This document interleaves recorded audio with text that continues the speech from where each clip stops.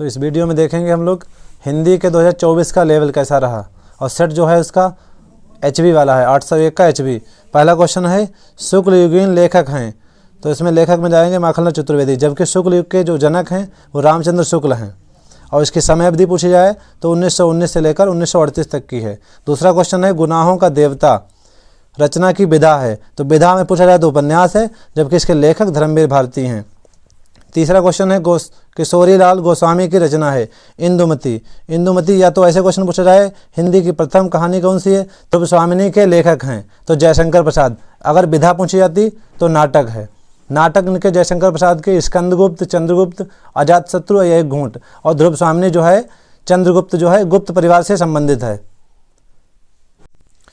पांचवा क्वेश्चन है संस्कृति और सभ्यता। ये क्वेश्चन गलत है, मिसप्रिंट, ये किसी की रचना नहीं है, ना कोई निबंध है, इसमें मिसप्रिंट हुई है। ये जो मिसप्रिंट वाला क्वेश्चन होता है उसमें सभी बोर्ड जो होता है सभी को नंबर देता है ये।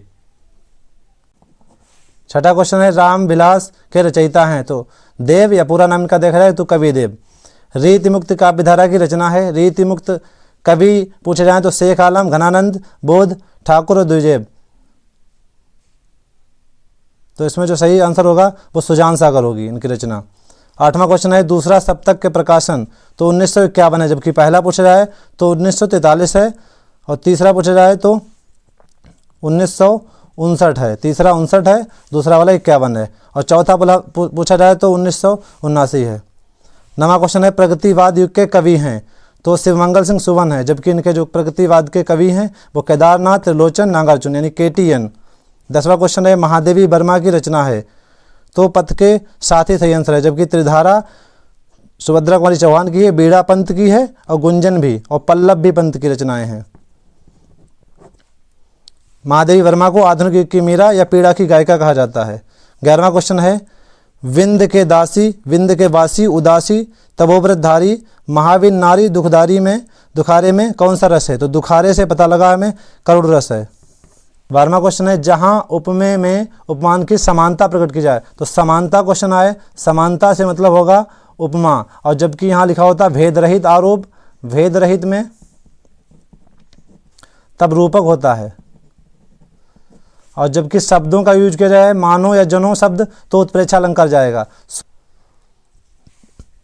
सोरठा छंद के दूसरे और चौथे चरण में मात्राएं होती हैं, तो सही आंसर है 13-13, जबकि दोहा का उल्टा सोरठा होता है। सोरठा के पहले और तीसरे में, पहले 1 और 3 दिख रहा है तो इसके पहले और तीसरे में 13-13 मात्राएं होती हैं, दूसरे और चौथे में 11-11 मात्राएं होती है। तो सोरठा का यही उल्टा हो जाएगा, सोरठा के पहले और तीसरे में है तो इसके दूसरे और चौथे में 13-13 मात्राएं हो जाएंगी। यही क्वेश्चन पूछा गया दूसरे और चौथे में कितनी मात्राएं हैं, तो 13-13 हो जाएंगी। अपव्यय में उपसर्ग है, उपसर्ग आगे जुड़ता है, उपसर्ग इसमें अप है, अप उपसर्ग सही है इसका। माता पिता में समास पूछा गया तो द्वंद्व समास है, द्वंद्व समास की पहचान होती है योजक चिन्ह से, योजक चिन्ह का निशान जो होता है वो इस तरीके से होता है, ये इसकी पहचान होती है। और इसमें उल्टे अर्थ होते हैं, पाप का पुण्य, जैसे दिगु वाले में यहाँ पे गिनती से मतलब होता है, दिगु वाले में जैसे तिराहा और चौराहा, ये दिगु गा बना है, गा मतलब गिनती से होगा। बहुब्रीय हमारे ज़्यादातर देवताओं से मतलब होता है, गजानन, दशानन आदि। 16वां क्वेश्चन है समुद्र शब्द का पर्यायवाची शब्द नहीं है, नहीं पूछा गया है, तो सागर भी है, परावार भी है, जलद भी है, और जबकि महीपति राजा का होता है, यही आंसर सही है। सौ का तत्सम शब्द है, तत्सम संस्कृत के शब्द होते हैं, जबकि तद्भव हमारे आधुनिक हिंदी के हैं, तो 100 का सही हो जाएगा शत, इसीलिए हम लोग लिखते हैं 100%, 100% में 100 आ जाता है तो 100% लिखेंगे, तो इस तरीके से शत। तेसाम में विभक्ति और वचन पूछा गया, तेसाम में षष्ठी विभक्ति और बहुवचन है। तुमसे सोया नहीं जा सकता, तो इसमें वाच्य पूछा गया, वाच्य जो है हमारा भाववाच्य, भाववाच्य की पहचान होती है से शब्द और द्वारा, ये 2 पहचान होती है इसकी, से अगर द्वारा है तो भाववाच्य है। विकारी शब्द नहीं है, विकारी नहीं है इसका मतलब अविकारी, अविकारी में लिंग कारक और किसी का फर्क नहीं पड़ता, वो अविकारी होते हैं तो प्रतिदिन, जबकि ये सब हमारे संज्ञाएं हैं, इन पर फर्क पड़ेगा लिंग का और बहुविकल्पी 20 हमारे थे वो समाप्त हो गए। उसके बाद 21वां क्वेश्चन आता है लिखित में, 20 हमारे OMR शीट पे भरे जाते हैं, जबकि आगे के कॉपी पे लिखे जाएंगे। तो पहला क्वेश्चन 21 में पूछा गया है गद्यांश पर आधारित है, पहचानना है किसका है, इसके गद्यांश का संदर्भ लिखना है। तो हमने देखा इसमें नैतिक शब्द है, नैतिक और आध्यात्मिक ये शब्द बताते हैं भारतीय संस्कृति से लिया गया। उसके लेखक जो हैं डॉक्टर राजेंद्र प्रसाद हैं। यह अथवा वाले में दे रखा है ईर्ष्या से बचने का उपाय मानसिक अनुशासन है। इसमें जो चैप्टर जो है ईर्ष्या तू ना गई मेरे मन से, और लिखा जो है वो दिनकर जी ने लिखा है, रामधारी सिंह दिनकर।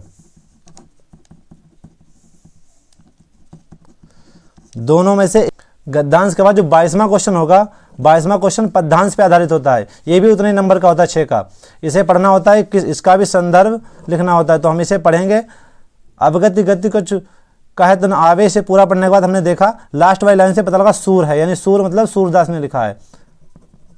और इनके चैप्टर का नाम उन्होंने जो रचना लिखी पद से, यानी सूरदास ने पद नामक रचना से लिया है इसे। ये अथवा वाले में दोनों में से एक ही करना होता है। 23वां प्रश्न होता है संस्कृत गद्यांश का। इसे पहचानना होता है, इसमें लेखक नहीं लिखना होता है। तो पहचानना है भारतीय संस्कृति, यहाँ पे लिखा भी है, देखो भारतीय संस्कृति नामक पाठ से लिया गया है, बस इसमें ये लिखना होता है। 2 नंबर का यही होता है, बाकी अनुवाद करेंगे 3 नंबर बाकी मिलेगा। दोनों में से एक करना होता है। फिर ऐसे संस्कृत का पद्यांश भी होता है, पद्यांश बोलो या उसे श्लोक बोल दो। तो ये श्लोक पूछा गया है, पहचानना होता है। 2 में से पहचानना होता है किसमें दे रखा है, उसकी हिंदी।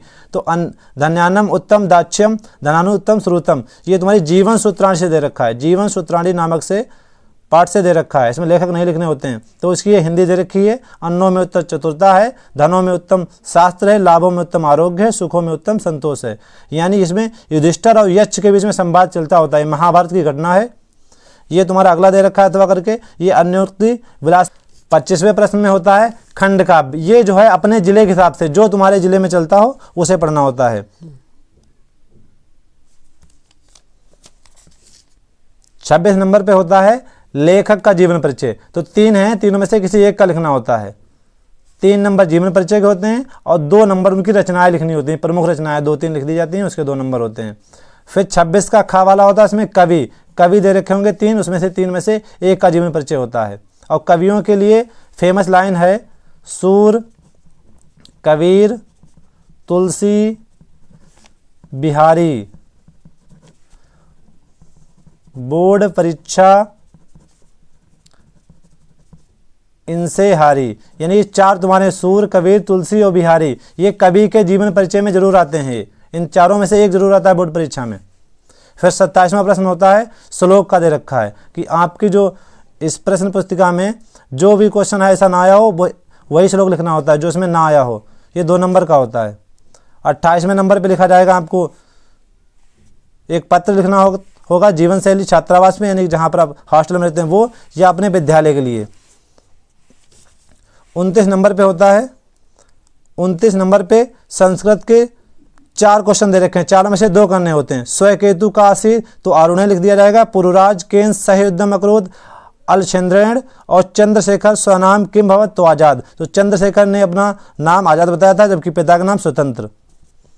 भूमि गुरुतरा किम अस्ति, यानी भूमि से भारी कौन है, तो माता, और आकाश से ऊंचा पूछा जाता उत्तरम, तो पिता लगाया जाता है इसमें।